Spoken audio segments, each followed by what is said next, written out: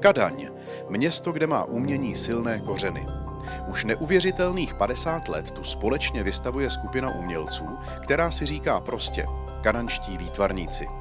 Členové se v průběhu let měnili, někdo odešel, další přibyli, ale jedno platí pořád – chuť tvořit a sdílet umění. Galerie Josefa Lízlera v Kadani se promění v pestrý prostor plný malby, soch, grafik, fotografií i keramiky. Každý kousek bude svědectvím o dlouhé tradici a neustálé živosti kadaňské výtvarné scény. Letos se tato skupina, tvořená 7 současnými autory, představuje na jubilejní 50. společné výstavě. A kdo stojí za touto výtvarnou energií? Pojďme se seznámit. Začněme u velké osobnosti kadaňského výtvarného života, akademického malíře Herberta Kiši. Tento všestranný umělec se věnuje sochařství, malbě i grafice. V roce 1972 stál u zrodu výtvarného oboru na Kadaňské lidové škole umění. Poté se rozhodl plně věnovat pouze své umělecké činnosti. V roce 1991 otevřel první soukromou výstavní síň na Kadaňském náměstí, galerii U netopíra. Jeho práce zdobí řadu veřejných míst a najdeme je i ve sbírkách Národní galerie v Praze. Věnuje se také fotografování. Vydal knihy Galerie U netopíra a Kadaň a okolí. Jak dlouho se věnujete vašemu řemeslu? No, od nepaměti, jako od mládí, no. A baví vás to pořád? No tak asi jo, jinak bych to nedělal, kdyby mě to nebavilo. To je jako nejlepší pro mě i zábava a i nějaká činnost a jsem rád, že ještě můžu jako trochu se hejbat a ještě něco zvládnu udělat, no. A čemu se právě nejvíc věnujete? Je to malování nebo sochaření? No já to nejradši právě střídám, že protože já se zvyklý dělat pořád a tak kdybych dělal jenom jedno řemeslo, tak to by se mě zajídalo, tak to střídám, že třeba dopoledne teď chodím malovat do bašty, tam mám ateliér malířský a odpoledne chodím sem do galerie a tady si dělám s tím dřevem, protože tady větší věci nedostanu, veliký kámen, jenom drobný nějaký pískovce, ale a tady venku je to příjemný, že můžu dělat, i když prší, mám tady ten přístřešek, tak se tady bavím, no.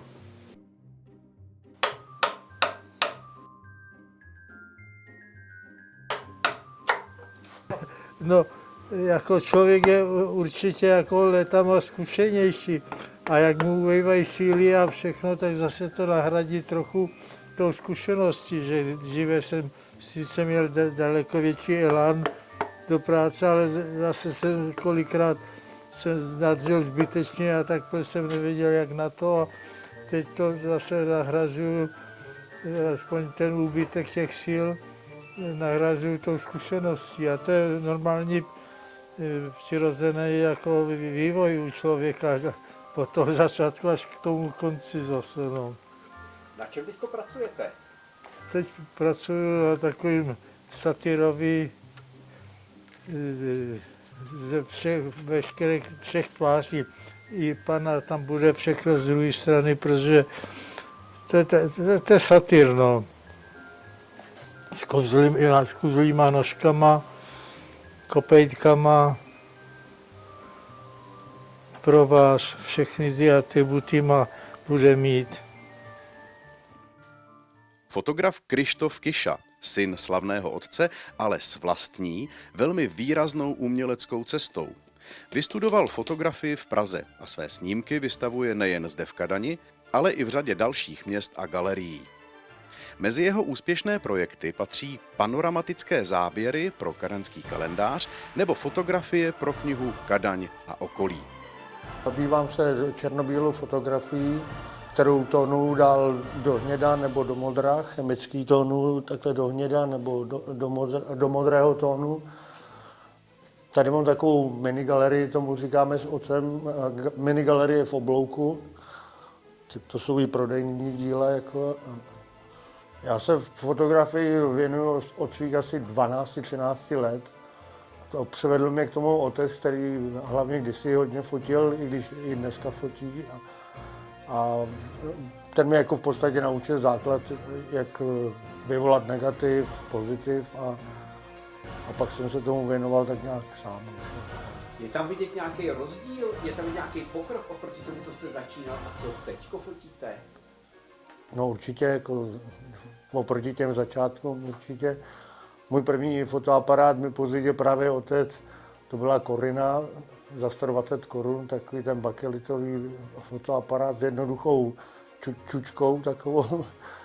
A tak s tím jsem začínal a jinak dneska fotím na středoformát, převážně mám Mamiu a Pentacon 6.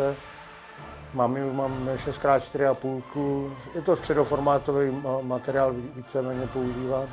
A pak používám panoramatický fotoaparát, třeba tady to dílo taky vzniklo pomocí tohoto fotoaparátu. To je ruský výroby, je to Zenit, panoramatický Zenit Horizont. No. A ten jsem si oblíbil, no. On má veliký záběr, to má širokouhlej objektiv a ještě je zasazený v bubnu, takže se přetočí, takže tím pádem vznikne záběr až 120 stupňů můžu zabrat. Jako. Používám klasický film, ano, a používám barytový papíry dodnes. To je v podstatě základ je v tom, že je to klasický papír, není to na RC podložce, jak dneska se většinou používá, což je jako plastová podložka. Mám rád prostě ten přírodnější materiál, dělám na papír jako klasický. Vyvolávám si sám fotografie.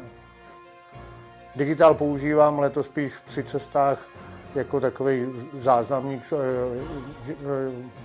na to barevní pojetí a tak, jako, že, z cest jako krajiny a takové. Jinak ve své tvorbě se spíš převážně věnuju zátiším. Mám rád třeba takové ty okýnka, víte, jako okna jsou takový tomu se věnuju, no, jako oblíbený takový můj prvek jako při tom focení. Nyní, teď momentálně tady jenom dělám, víte, jako, rámuju. Já mám truhlárnu, takže si rámy připravuju sám, dřevěný rámy používám modřínový dřevo, dubový dřevo, co zrovna jako je, nebo různě. No tady třeba, to jsem jen tak jakoby v podstatě trochu legraci, jako víte, ty mý okýnka, tak jsem to použil přímo i do okna, jako, protože jsem se věnoval výrobě oken a dveří, takže jako mám dílnu v truhlárnu, takže si připravuju i ty rámy sám. Námětem obrazů Dalibora Vajnara je už desítky let duchovní hledání. Čerpá přitom ze studia mnoha filozofických systémů a z vlastních poznatků. Smyslem jeho prací je inspirovat diváka k tomu, aby se on sám začal tázat po původu svého vlastního bytí. Malování a kreslení mě bavilo už od dětství, ale opravdu vážně se umění věnuji asi 30 let, přičemž mojí nejoblíbenější technikou je olejomalba.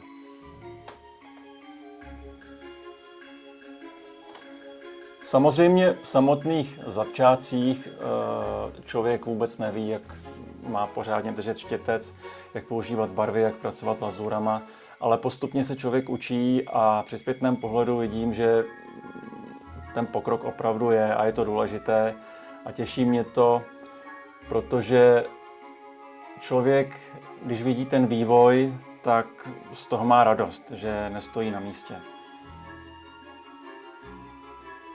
Už zhruba opravdu 20 nebo i více než 20 let maluji duchovní náměty a všechny mé obrazy se zaměřují na to, aby jejich divák mohl začít přemýšlet o tom, odkud pochází, kde je jeho zdroj jeho života a zdroj jeho vědomí. Tohle je nosné téma všech mých obrazů.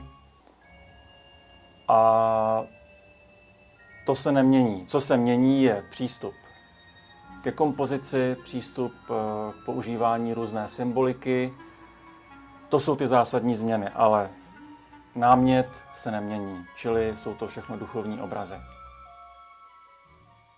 Karel Pobříslo je výtvarník, fotograf věnující se umělecké fotografii, počítačové grafice a malbě. Bydlí a tvoří v obci Pětipsy a vyučuje na střední umělecko-průmyslové škole v Karlových Varech. Svá díla vystavoval v galerii Václava Špály, Mánesu, Doxu, Staroměstské radnici v Praze a v jiných galeriích. Díky galerii La Femme jsou jeho díla zastoupena v soukromých sbírkách, jak tuzemských, tak zahraničních. Jeho fotografie jsou součástí sbírky Slezského zemského muzea v Opavě. Výtvarno, já se obávám, že první výtvarno po mně potkalo už někde poprvé nebo koncem kadaňského gymnázia. A kdo ví, možná to vyprovokoval Vojta Kraus, kterýho asi všichni dobře znáte a já na něj velmi, velmi rád vzpomínám. Dal mi toho moc do života, nejenom to výtvarno, ale i další moudra a to, jak se chovat. A měl jsem potřebu nějakým způsobem tvořit a projevovat se a tak vlastně začala i fotka. Kreslit jsem nikdy neuměl, malovat, kreslit ne, ale ty obrazy mě prostě nějakým způsobem zajímaly, bavily, takže přišel foťák. K tomu mě teda zase na druhou stranu přivedl můj tatínek, který žádný výtvarno nedělal. Ale tak jako spousta lidí v té době, v těch panelákách v Kadani, občas vyměnila koupelnu za temnou komoru a tam se zvětšovaly fotky za minulého režimu, nebo jak tomu říkat. To byla poměrně populární zábava u nás tady v Čechách a vůbec ve střední Evropě jako takový. Takže jsem k tomu přičuch a měl jsem pocit, že tohle médium je to, kterým bych se mohl nějakým způsobem vyjadřovat. Celý studium na Slezské univerzitě v Opavě, který jsem absolvoval, tak to byla černobílá fotka, poplatná té době, začali jsme se tam trošičku zabývat barvou, ale jak říkám, po platné době tam to moc jinak nešlo. V momentě, kdy přišla komerce, tak samozřejmě téměř výhradně barevná fotografie. V rámci nějakých svých zájmů a svého výtvarna fotografického, to byla černobílá fotka, určitě jo, ta šla dlouho ruku v ruce s tou barvou. Barva byla komerční záležitost, to jinak nešlo a samozřejmě do dneška je. První zlom v té tvorbě v podstatě byla digitalizace fotografie a bylo třeba co nejrychleji naskočit, pokud možno aspoň tak rychle jako konkurence. Z dnešního pohledu to všechno bylo naprosto směšné, ale fungovalo to a bylo to nezbytné. A já teď teda hodně přeskočím vlastně v té době, no a v současné době je to umělá inteligence. To je další velmi důležitý zlom v komerční fotografii a teď nevím, jestli chci říct bohužel, prostě ve výtvarnu také. Ano, i ve výtvarnu prostě tím nějakým způsobem ta umělá inteligence z mýho pohledu zamíchá a děje se to a zase kdo chce udržet krok, tak by u toho měl být a nějak se tím zabývat. Jestli to schvalujeme nebo neschvalujeme, další věc, ale bude nezbytný s tím nějakým způsobem pracovat. Prostě je to tady, je to nástroj jako každý jiný, to tvrdím i o počítači. Bylo mi hodně vyčítáno, že svoje výtvarno v podstatě, nebo moje výtvarno se v podstatě rodí v počítači, ale já jsem tvrdil, že i kdyby Leonardo da Vinci měl počítač, tak ho používá. Měl jiný nástroje a používal je, kameru obskuru, podobné věci, takže s těma vymoženostma se pracovalo vždycky. Takže jestli štětec, počítač nebo umělá inteligence, z mého pohledu je to úplně jedno. Důležitý je, co vznikne a jakým způsobem to potom na toho diváka nějakým způsobem působí, jak se s tím pracuje dál. Takže jestli štětec nebo umělá inteligence, opravdu je to jedno, z mého pohledu. Jak se to všechno pro mě posunulo, nebo kam se to posunulo? Posunulo se to hodně, posunulo se to tam, kde jsem si nemyslel, že bych někdy byl. Což je vlastně zajímavý, proč ne.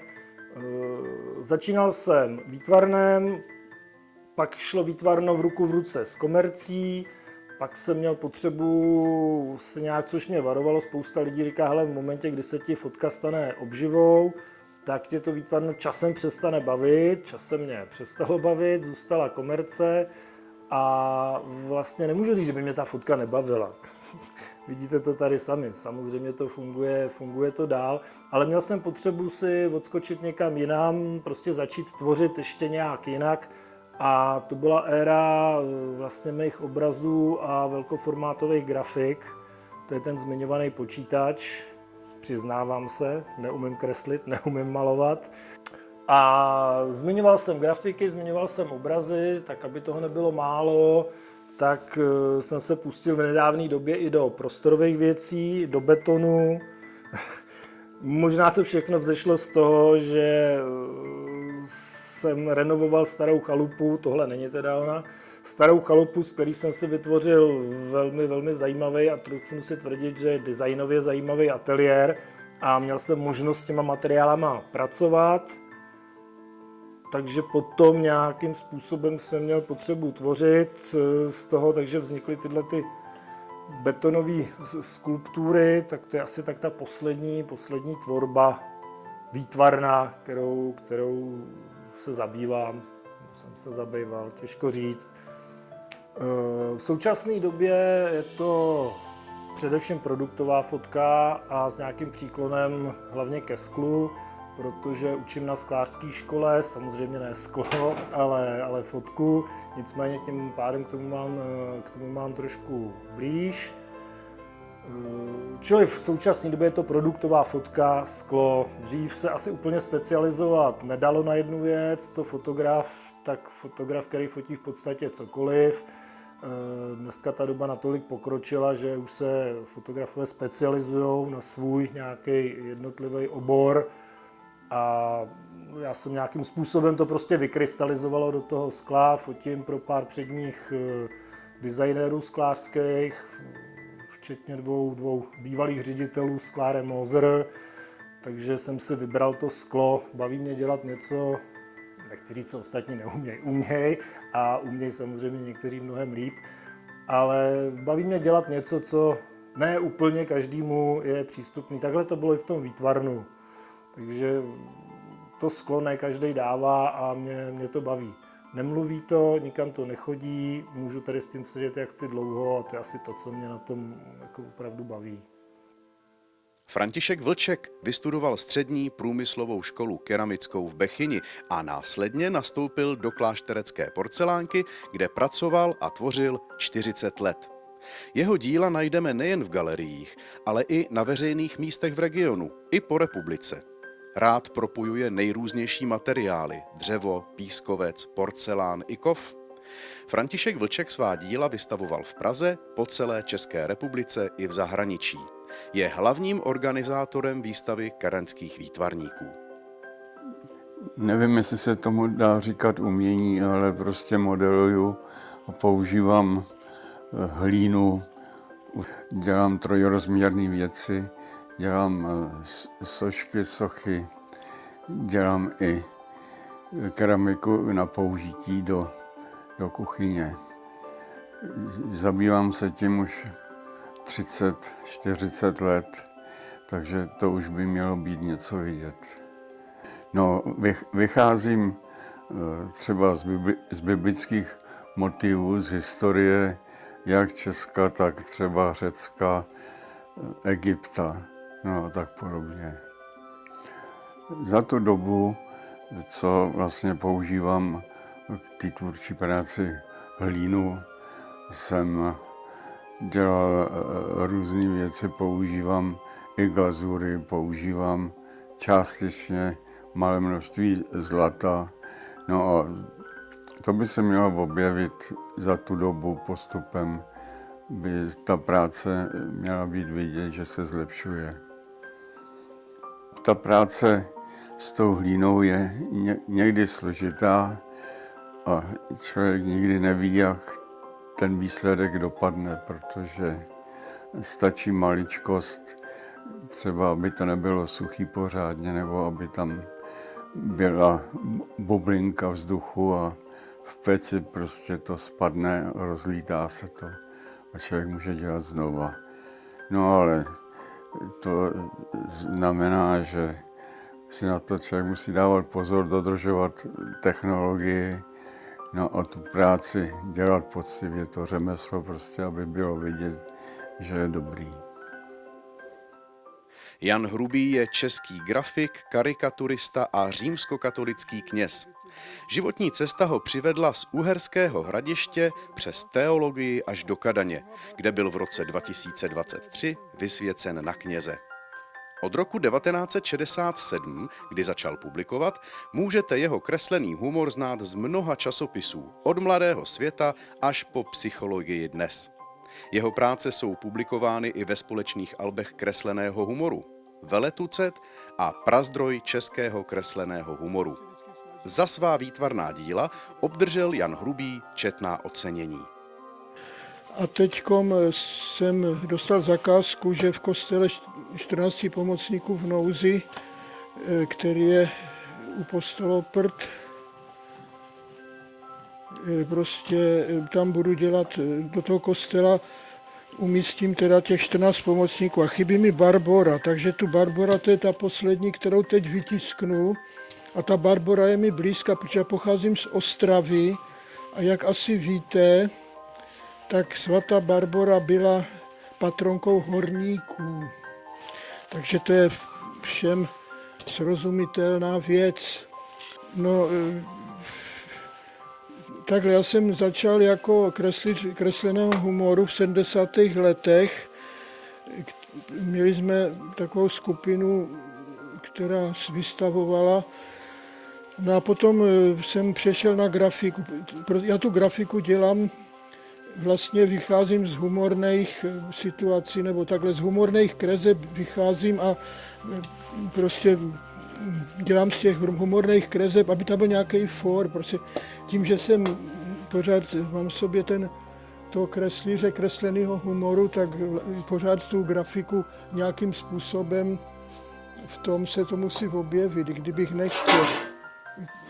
Co to bylo? Takže teďkom to uděláme zkušební tisk, no. Takže to je starý tiskařský list, na kterým se tisklo už teda strašně dávno a tady je prostě jako z Vídně, to je vídeňský tiskařský list.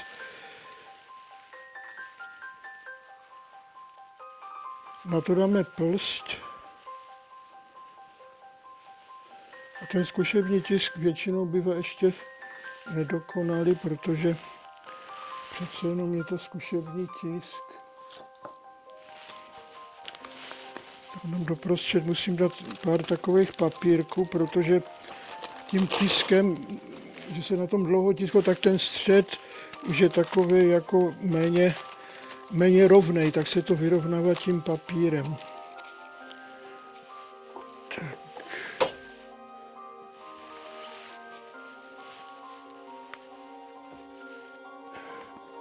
Já teda moc nejsem na cvičení, ale mě to nahrazuje rozcvičku. Teď to ještě otočím pro jistotu a přetisknu to ještě takhle to celý otočím a ještě to znovu vytisknu.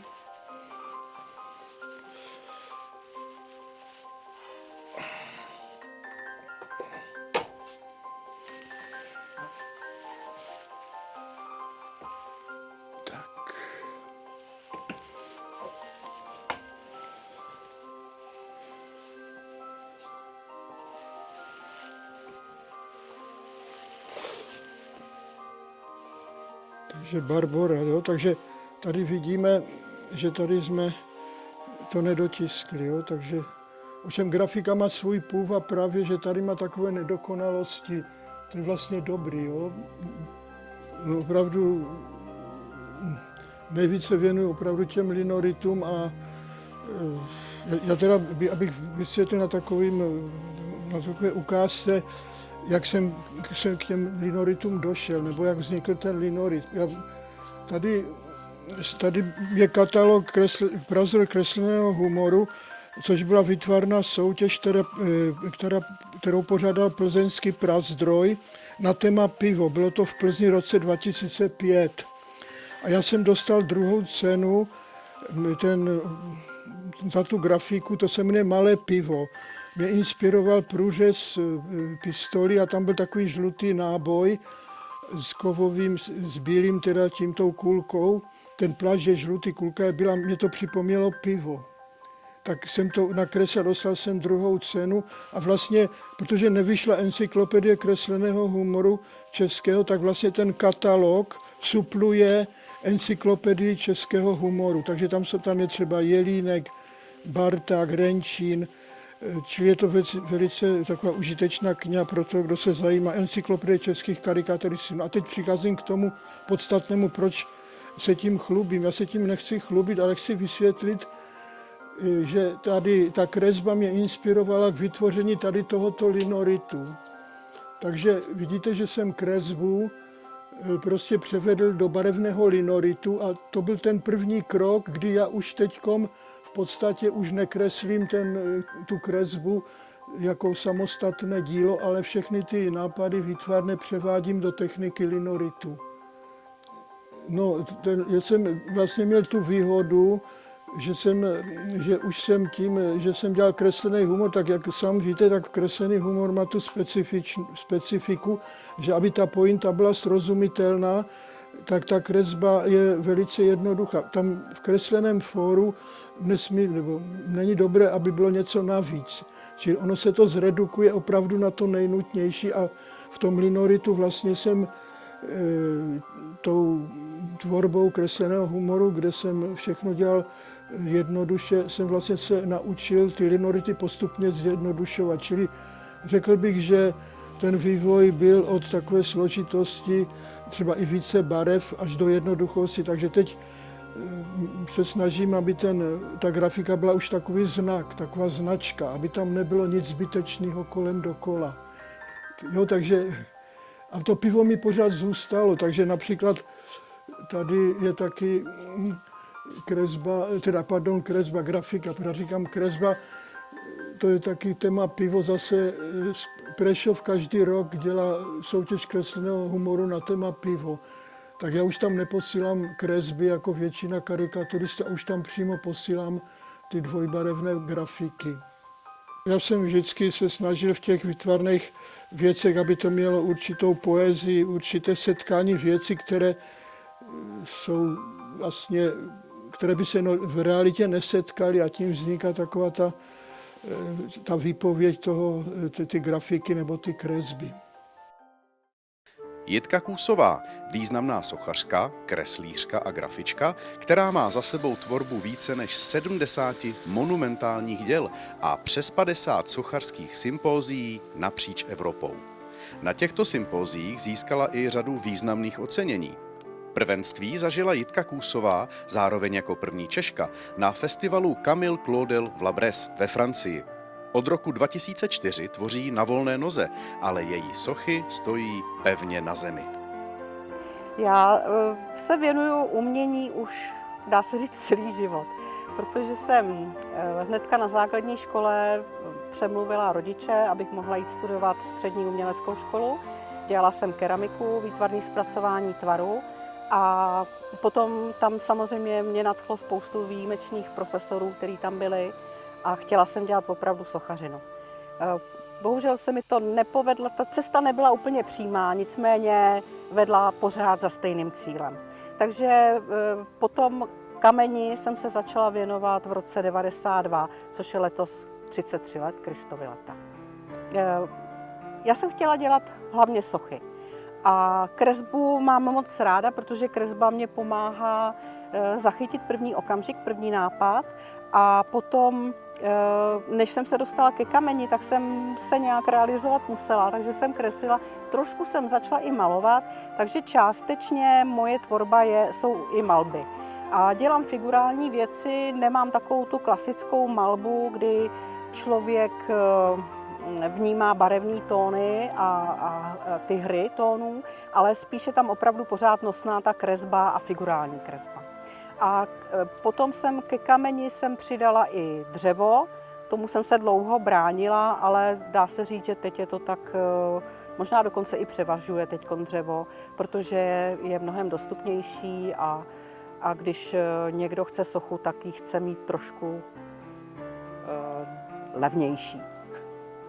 Já si myslím, že se vyvíjím, protože od té doby, co jsem začala na sobě jakoby intenzivně pracovat, tak samozřejmě jsem si první kresby schovávala. Vždycky, když jsem viděla, že už jsem lepší, tak jsem je postupně vyřazovala. Tím se mi naštěstí tenčily ty šuplíky. No a u soch si jsem jasně vědomá zlepšení, protože pro mě tím, že jsem bohužel se nedostala na přímý studium práce s kamenem, tak jsem si to všechno musela naučit, všechno jsem musela jakoby projít tou cestou pokusu omylu. Doufám, že moc omylů nebylo, nicméně vím, že ty moje sochy posledních let jsou mnohem lepší než ty první. Já se vždycky snažím a to si myslím, že je velmi důležitý i pro jakoukoliv amatérskou tvorbu, aby ta práce byla naplněná tím prožitkem. To je pro mě úplně prvořadý. A pokud to dílo má jakoby ten vnitřní náboj, je tam znát to úsilí, že ten člověk celou dobu, co to dělal, tak na to myslel, na to téma, tak to je obsaženo v těch sochách. Ale co se týká třeba technických dokonalostí, tak si myslím, že už se zlepšuju. Že se zlepšuju, třeba ještě se zlepším, to bude dobrý. No a teď vlastně dělám, já si říkám, že to je poslední velká socha, ale třeba ne. Velkou sochu pro Klášterec. Klášterec se rozhodlo do nového prostředí na sídlišti umístit vlastně novou sochu, ale která uctívá staré tradice, takže je to rodina. A aby ta rodina pro mě měla nějaký jakoby hlubší význam, protože pořád sama jsem matka, tak hledám, jestli jsem všechno udělala správně nebo ne, tak pro mě jsem našla citát Goethe, údajně to řekl, ale i Dalaj Lama, že rodiče mají dát dětem pouze dvě věci. A jsou to ty kořeny a ty křídla. A to já si myslím, že je úplně nejdůležitější, aby jakýkoliv člověk našel správnou cestu ve svém životě. Mít pevný základy a mít ty idei. 7 osobností, 7 rozdílných přístupů a jeden společný příběh. Příběh Kadaně, která umí tvořit. Jejich výstava je oslavou nejen minulosti, ale především současnosti. Umění tu stále roste, proměňuje se a hledá nové cesty. A jak se zdá, kadanští výtvarníci mají do dalších let pořádně našlápnuto.